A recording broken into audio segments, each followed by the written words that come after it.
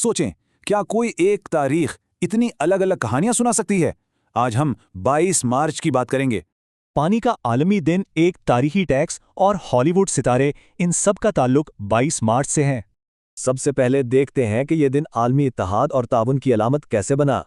हर साल ये दिन हमें पानी के आलमी बहरान और इसके पायदार हल की याद दिलाता है। और ये एक तल्ख हकीकत है कि आज भी लाखों लोग पीने के साफ पानी से महरूम हैं। इत्तेहाद की बात करें तो इसी तारीख को अरब लीग बनी और अमेरिका में मसावी हुकूक का बिल पास हुआ। लेकिन इस दिन की एक तारीख साइड भी है। ये हमें तारीख बदलने वाले सनहात भी याद दिलाता है। जैसे 1765 में स्टैंप एक्ट, जिसने अमरीकी इंकलाब की आग को हवा दी।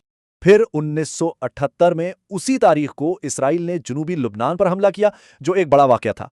और ज्यादा दूर नहीं, 2016 में ब्रसल्स के दहशतगर्द हमलों ने दुनिया को हिलाकर रख दिया था।